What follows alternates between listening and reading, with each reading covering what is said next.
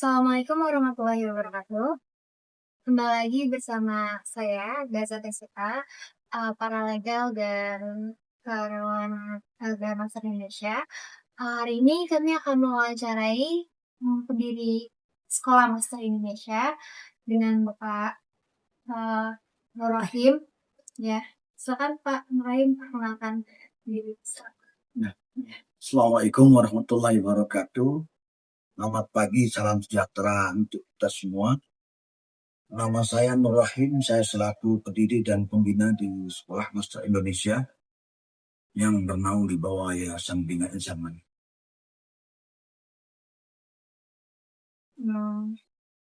Langsung saja menuju pertanyaan pertama tentang awal berdirinya Sekolah Master. Kapan tepatnya Sekolah Master Indonesia berdiri dan apa kondisi masyarakat waktu itu sehingga mendorong lahirnya Sekolah Master? Berdirinya Sekolah Master ini berangkat dari sebuah keprihatinan di mana pada saat itu Indonesia sedang mengalami krisis 98 itu 99.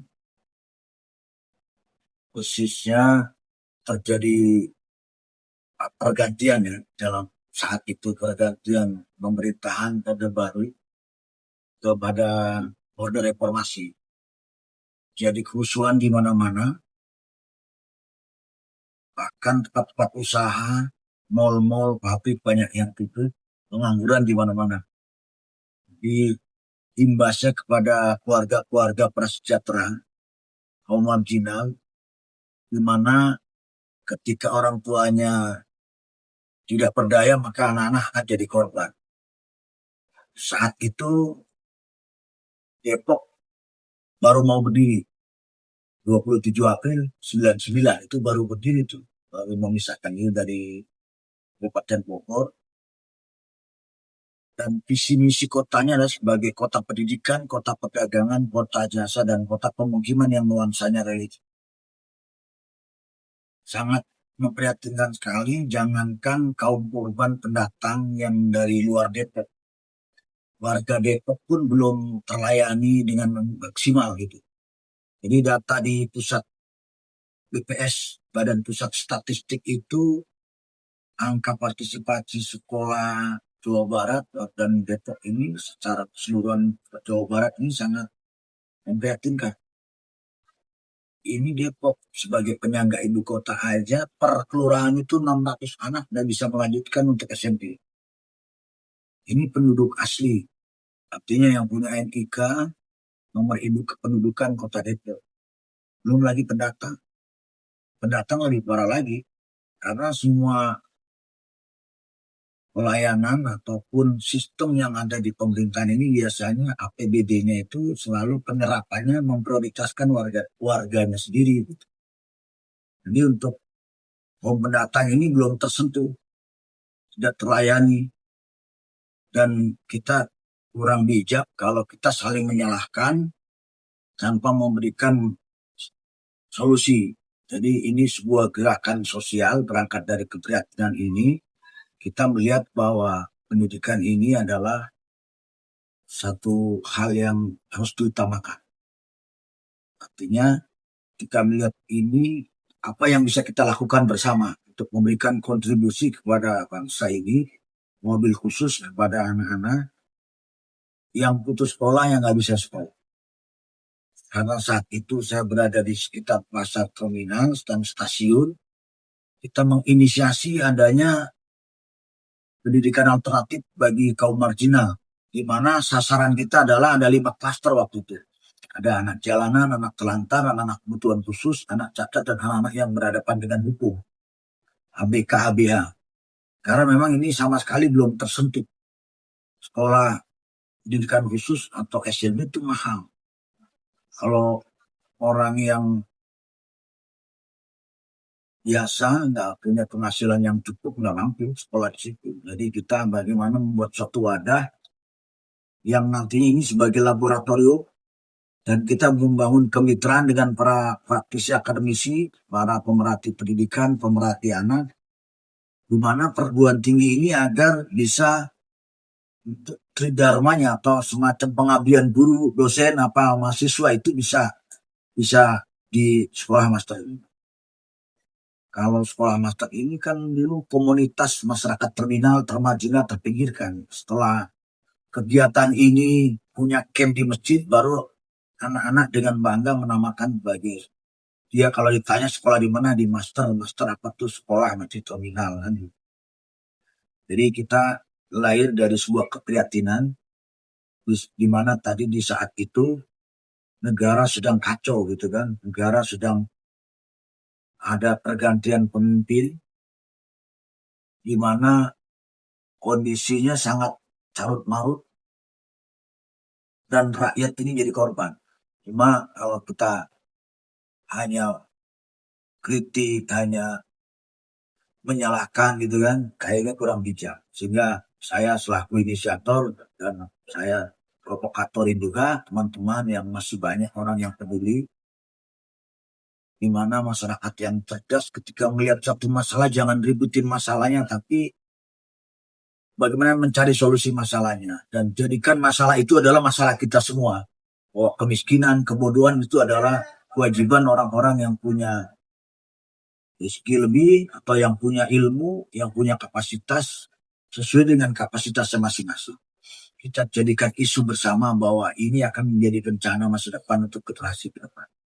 Sehingga untuk merubah ini semua, baik secara perilaku, secara finansial, itu perlu dibangun sebuah lembaga pendidikan alternatif bagi kaum marginal. Artinya pendidikan itu adalah satu hal yang wajib yang tidak boleh ditunda apapun istilah bentuknya. Jadi semacam pendidikan alternatif bagi kaum marginal yang berbasis karakter dan entrepreneur, yang melayani, yang tidak melayani, yang menjangkau, yang tidak terjangkau. Itu yang menjadi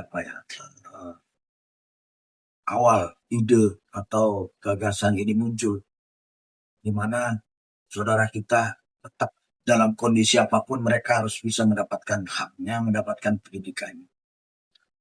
Jadi master ini yang bernaung di bawah sebuah yayasan ada 5 divisi layanan kesehatan, pendidikan, advokasi, dan pemberdayaan ekonomi. Jadi yang kita harapkan tadi komunitas rombongan muka susah ini dengan bergabung di master ini menjadi muka soleh, muka senang, muka susah. Ya kan? Karena akhlaknya sudah baik. Karena kita berbasisnya karakter dan entrepreneur. Artinya sebagaimana para aulia, para habaib, para ulama, para pendidik, para nabi dan rasul itu misinya adalah innama bu'istu liutamimaka. Tidaklah aku diutus ke bumi ini melainkan untuk menyempurnakan akhlak manusia.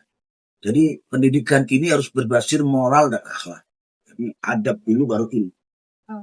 Nah, kemudian selaku tadi Farhan sempat bilang kalau misalkan selaku inisiator master, kemudian ada nggak sih dukungan dari pemerintah atau swasta terhadap sekolah master dari dulu ini? Awalnya mungkin masih diragukan.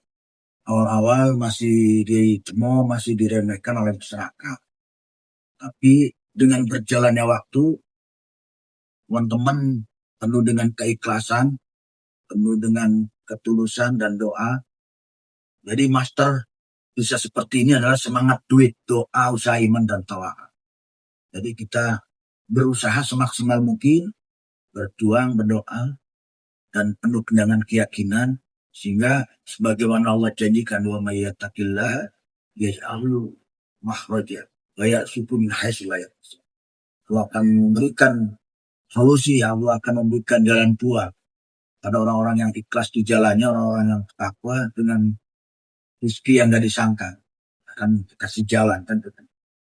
Awalnya mereka sangat meragukan, tapi dengan berjalannya waktu, dengan keistiqomahan membawa hikmah, dengan istiqomah membawa karomah dan membawa barokah. Setelah kita bisa membawa nama baik Depok, Jawa Barat, dan Indonesia, kita bisa ikut kompetisi, ikut semacam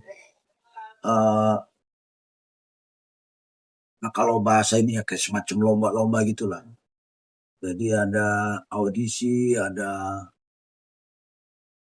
kalau di dunia pendidikan tuh suka ada tingkat kota, kecamatan, kabupaten, provinsi, nasional, kita selalu juara tuh. Prestasinya itu kan banyak nasional semua. Walaupun bukan itu yang menjadi target kita, tapi ketika teman-teman diberikan kesempatan, mereka juga meraih sebuah prestasi sehingga itu ada sebuah pengakuan. Dengan pengakuan itu mereka bingung, akhirnya kita disupport. Yang awalnya kita nebeng ujiannya di sekolah-sekolah lain, sekarang kita diberikan izin. Jadi itu hal yang biasa ketika kita dianggap bukan siapa-siapa, mereka kita nggak diorangin kan gitu. Tapi belakangan ini kan kita sudah mendapat perhatian lah. Artinya siswa bisa ngurus PIP, lembaganya bisa ngurus POP gitu kan. Jadi kita sudah berkolaborasi, kita sudah bisa membangun kemitraan dengan dinas-dinas terkait, kementerian terkait, dengan para praktisi akademi, Indonesia dan para perguruan tinggi juga dengan para profesional gitu. Karena untuk mewujudkan impian harapan anak-anak ini kita punya tanggung jawab. Kita tidak boleh mengabaikan, kita tidak boleh meremehkan harapan impian mereka yang sudah memberikan kepercayaan kepada kita. Tugas lembaga adalah bagaimana kita menjembatani, memfasilitasi agar harapan impian anak-anak ini, kaum marginal ini benar-benar bisa terwujud. Jadi melalui program pemberdayaannya itu adalah dengan pendidikan tadi sebagai salah satu cara ampuh untuk memutus mata rantai kemiskinan itu adalah dengan pendidikan. Pendidikan yang berbasis akhlak dan moral kan itu. Ya, kemudian seperti yang tadi Bang Yuda sebutkan bahwa siswa master Indonesia ini kan bukan semuanya itu apa ya, secara rata-rata berasal dari kaum marginal. Kemudian apakah sistem sistem di sekolah master sendiri itu berbayar atau mendapat pendidikan gratis? Ya, jadi di master ini harapannya jelas sekolah alternatif, sekolah gratis yang berkualitas, yang punya daya saing tinggi. Itu yang kita harapkan. Sehingga mereka sudah sekolah gratis pun masih kebingungan transportnya. Jadi mereka masih bingung. Sehingga banyak yang anaknya 3 atau 4 bergiliran sekolahnya, bisa 2 hari, 3 hari. Dan kita upayakan mereka, kita perjuangkan dapat PIP yang langsung kepada siswa, nanti dia dapat kartu ATM. Dan kita sedang perjuangkan untuk bisa dapat makan siang MBG ini. Karena paling tidak dia bisa menyelamatkan masa depannya ini dengan pendidikan, dengan makanan bergizi ini dia sudah apa ya, mengurangi biaya hidup dia gitu, mengurangi aturan dia harus belanja apa, kasih satu anak bisa 20.000, 10.000 cukup karena nggak perlu masak lagi untuk makan siangnya anak-anak itu udah bisa di sini. Jadi ya itu yang kita lagi perjuangkan ini. Dan juga kita lagi perjuangkan seiring dengan waktu juga untuk POP untuk para guru kesejahteraan. Minimal walaupun dia sudah ikhlas, ya adalah sekedar penunjang keikhlasan, transport itu selalu kita perjuangkan. Kalau dulu kan kita ada mitra dari WE World Education, kita pernah menang lomba proposal untuk CSR perusahaan internasional di bidang IT. Itu untuk cabang Asia Tenggara, nama perusahaannya ada Alcatel-Lucent. Alcatel-Lucent ini ada perusahaan merger antara perusahaan telekomunikasi dari Amerika dan Prancis. Itu kita selama 5 tahun dulu kita di kapal operasional karena kita salah satu pemenang yang bisa lolos mendapatkan CSR program perusahaan ini. Dari 200 lembaga yang ikut kompetisi, master salah satunya untuk Asia Tenggara terpilih gitu. Dan berikutnya dulu kita pernah bermitra dengan Basnas, beberapa filantropi atau semacam lembaga charity ya, Perpetua, PKPU dan lain-lainnya. Terus sekarang ini memang kita tidak bisa mengandalkan dari donasi, makanya kita sedang membangun sebuah sektor real ya, semacam pengembangan wakaf produktif yang nantinya hasilnya untuk kesejahteraan dan operasional karena cukup tinggi. Sekarang murid sudah lebih dari 3.000 Dari TK sampai SMA, guru relawan sudah lebih dari 200. Harus kita pikirkan juga nasib mereka gitu, para pejuang yang sudah ikhlas di sini. Dari mulai divisi sosial, kesehatan, terus advokasi, termasuk di sini di dalamnya adalah LBH. Terus sekarang kita sudah ada perguruan tingginya juga. Jadi ini menambah pelayanan dan menambah para relawannya gitu. Jadi operasional pasti nambah juga.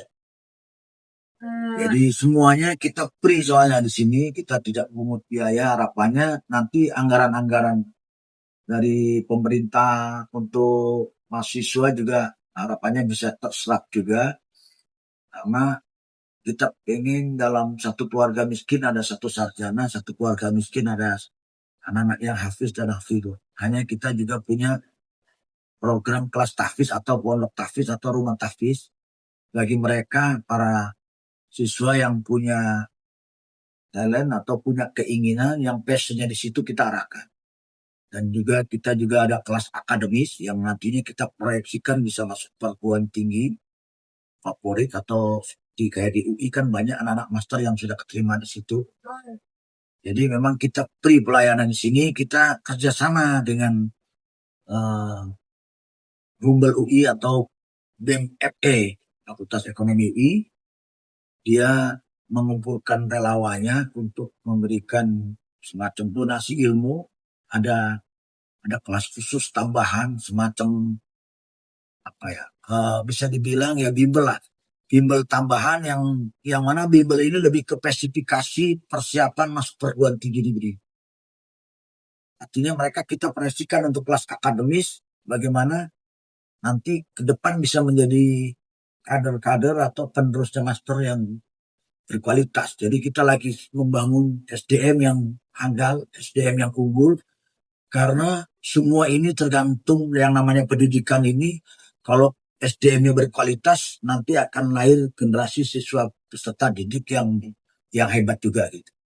Yang masalah kita sekolahnya gratis di terminal, tapi ketika guru-gurunya orang-orang yang ikhlas dan berkualitas, tidak menutup kemungkinan akan lahir orang-orang besar dari sekolah master. Ya.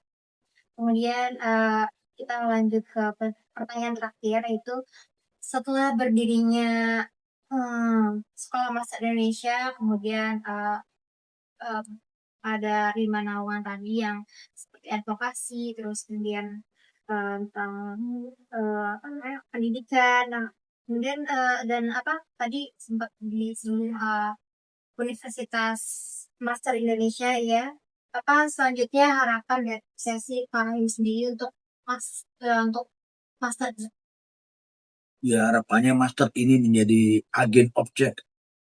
Agen objek ini sebuah lembaga yang bisa membawa perubahan ya, sebagai sumber inspirator, sumber motivator, dan ini bisa diikuti, bisa dimanapun ya teman-teman para praktisi aktivis juga yang ingin mengikuti rekam jejak master, yang ingin membangun sebuah lembaga, nggak harus dengan uang yang banyak gitu kan, dimulai saja. Artinya ini lahirnya master ini akan menjadi sebuah virus yang bisa ditularkan, virus kebaikan itu, sehingga tidak ada lagi anak-anak di belahan bumi ini, terutama di Indonesia, yang tidak bisa mendapatkan pendidikan.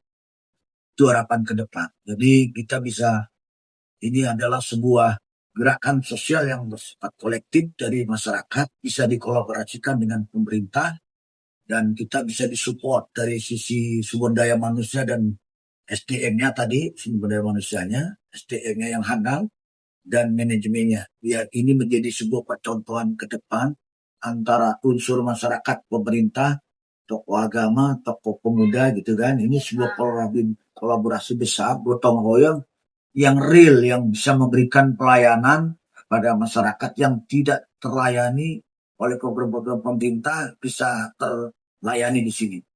Nah, itu yang kita harapkan seperti itu. Baik, itu saja wawancara kami hari ini. Terima kasih Pak Rim atas kehadirannya dan penjelasannya tentang sekolah di Indonesia. Baik, wassalamualaikum warahmatullahi wabarakatuh. Ya.